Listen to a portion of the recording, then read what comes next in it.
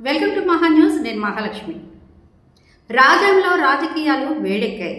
అది కూడా ప్రత్యర్థి పార్టీలతో కాదు, సొంత పార్టీ టీడీపీలో విభేదాలు తలెత్తాయి. కావలి గ్రీష్మ, కొండ్రు మురళి మధ్య వివాదాలు నెలకొన్నాయి. మరి ఆ వివరాలేంటో చూద్దాం రండి. కావలి గ్రీష్మ తన తల్లి కావలి ప్రతిభా భారతి అడుగుజాడల్లో తెలుగుదేశం పార్టీ ద్వారా 2017లో రాజకీయాల్లోకి వచ్చి రాజం నియోజకవర్గం తెలుగుదేశం ఇన్ఛార్జిగా, ఆ తర్వాత 2022లో పార్టీ అధికార ప్రతినిధిగా నియమితురాలై కొద్ది రోజుల్లోనే తన వాగ్దాటితో ఒంగోలులో జరిగిన మహానాడు వేదికగా చేసిన ప్రసంగంతో ఆమె రాష్ట్ర వ్యాప్తంగా మంచి గుర్తింపు తెచ్చుకుంది. 2024లో జరిగిన శాసనసభ ఎన్నికల్లో రాజాం నియోజకవర్గం నుండి ఎమ్మెల్యే టికెట్ ఆశించగా అధిష్టానం ఆదేశాల మేరకు ఎమ్మెల్యే అభ్యర్థి కొండ్రు మురళీమోహన్ విజయానికి కృషి చేశారు. నవంబర్ 9న ఆంధ్రప్రదేశ్ రాష్ట్ర మహిళా సహకార ఆర్థిక సంస్థ మహిళా కోఆపరేటివ్ కార్పొరేషన్ చైర్పర్సన్గా నియమితురాలయ్యారు. నవంబర్ 22న బాధ్యతలు చేపట్టారు. ప్రస్తుతం పెద్దల సభలోకి అడుగుపెడుతున్న కావలి గ్రీష్మ ఎంట్రీతో ఆమె సొంత నియోజకవర్గం రాజంలో రాజకీయాలు ఒక్కసారిగా వేడెక్కాయి. ఇక్కడ మొదటి నుండి ఎమ్మెల్యే కొండ్రు మురళీమోహన్ వర్గానికి, కావలి గ్రీష్మ వర్గానికి పచ్చగడ్డి వేస్తే భగ్గుమంటుంది. కావలి గ్రీష్మ తల్లి కావలి ప్రతిభా భారతి ఆంధ్రప్రదేశ్ అసెంబ్లీ మొదటి మహిళా స్పీకర్గా పనిచేసిన సంగతి తెలిసిందే. 1983లో ఎన్టీఆర్ ప్రోత్సాహంతో టీడీపీలో జాయిన్ అయిన ప్రతిభా భారతి 4 సార్లు ఎమ్మెల్యేగా, స్పీకర్గా, మంత్రిగా పనిచేశారు. 2004, 2009, 2014 ఎన్నికల్లో పోటీ చేసి ఓటమి పాలయ్యారు.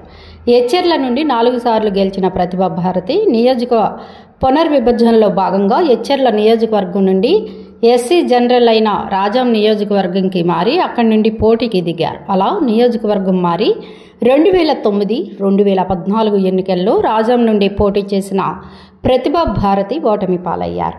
అయితే 2004లో ఎచ్చెర్ల నుండి, 2009, 2014 ఎన్నికల్లో రాజాం నియోజకవర్గం నుండి టీడీపీ తరపున ప్రతిభా భారతి, కాంగ్రెస్ నుండి కొండ్రు మురళి వరుసగా 3 సార్లు వేరువేరు పార్టీల నుండి పోటీ చేసి రాజకీయ ప్రత్యర్థులుగా మారారు. 2004, 2009 ఎన్నికల్లో కాంగ్రెస్ నుండి పోటీ చేసి కావలి ప్రతిభా భారతిపై గెలిచిన కొండ్రు మురళి రాష్ట్ర వైద్య ఆరోగ్య శాఖ మంత్రిగా కూడా పనిచేశారు. అలా అప్పటి నుండి ఇద్దరి మధ్య వైరం ఉప్పు నిప్పులా మారింది. ఒకరంటే ఒకరికి పచ్చగడ్డి వేస్తే భగ్గుమంటోంది. ఆ తర్వాత జరిగిన రాజకీయ సమీకరణాల నేపథ్యంలో 2018లో మాజీ మంత్రి కొండ్రు మురళి టీడీపీ తీర్థాన్ని పుచ్చుకున్నారు. దాంతో బయటపోరు కాస్త ఇంటి రచ్చగా మారింది. అయితే ఎట్టగాలకు 2019 ఎన్నికల్లో టీడీపీ కొండ్రు మురళికి టికెట్ ఇవ్వడంతో రాజంలో కొండ్రు మురళి పోటీ చేసి వైసీపీ వేవ్లో ఓటమి పాలయ్యారు. ఆ ఎన్నికల తర్వాత టీడీపీ క్యాడర్కి అండగా ఉంటూ అటు కాంగ్రెస్, ఇటు టీడీపీ క్యాడర్ను తన వైపు తిప్పుకొని రాజకీయాలు నెరుపుతూ వచ్చారు. అలా తప్పని పరిస్థితిలో కావలి ప్రతిభా భారతి కూడా రాజకీయాలకు దూరంగా ఉంటూ వస్తున్నారు. అయితే ఆ తర్వాత కొద్ది రోజులకు సడన్గా ప్రతిభా భారతి కుమార్తె కావలి గ్రీష్మ రాజకీయాల్లో యాక్టివ్ అయ్యారు. రాజ్యంలో విస్తృతంగా పర్యటించి తన పాత అనుచరులను కలిసి వారి మద్దతు అడుగుతూ హడావిడి చేశారు. అంతేకాకుండా 2024 ఎన్నికల్లో రాజం టికెట్ తన కుమార్తె గ్రీష్మకి ఇస్తున్నారని క్యాడర్తో ప్రతిభా భారతి సమావేశాలు పెట్టడం, అలాగే గ్రీష్మ గ్రామాల్లో పర్యటించడం నియోజకవర్గ టీడీపీ క్యాడర్లో అయోమయానికి గురి చేసింది. ఈ నేపథ్యంలోనే ఇదేం కర్మ మన రాష్ట్రానికి కార్యక్రమంలో భాగంగా చంద్రబాబు రాజంలో పర్యటించారు. ఆ పర్యటన వీరి మధ్య మరింత వివాదానికి దారితీసింది. ఆ టూర్లో ఎవరికి వారే తమ ఆధిపత్యం చూపించుకునే ప్రయత్నాన్ని చేశారు. అందుకోసం ఇరు వర్గాలు పెద్ద ఎత్తున ఫ్లెక్సీలు పెట్టి రాజాంను పసుపుమయం చేశారు.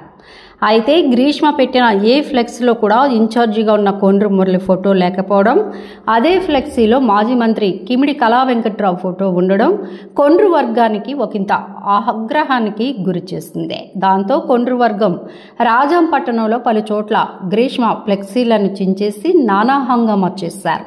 ఇదే విషయంపై గ్రీష్మ కూడా కొండ్రు మురళి వర్గం పట్ల అసహనాన్ని వ్యక్తం చేశారు.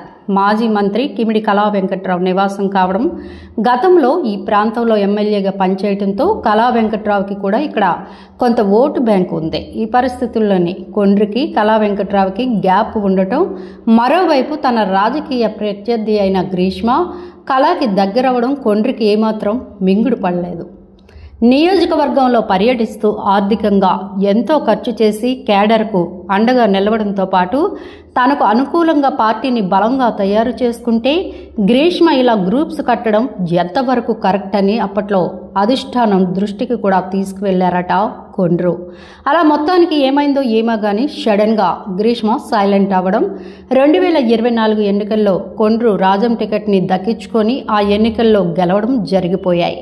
ఆ తర్వాత ఇప్పటివరకు గ్రీష్మ కూడా నియోజకవర్గంలో వేలు పెట్టలేదు. అయితే ఇప్పుడు గ్రీష్మ ఎమ్మెల్సీగా ఎన్నికైన నేపథ్యంలో మరోసారి వర్గ విభేదాలు తలెత్తి పార్టీ కార్యకర్తల్ని అయోమయానికి గురిచేసే అవకాశాలు ఉన్నాయంటున్నారు ఆ పార్టీ నేతలు.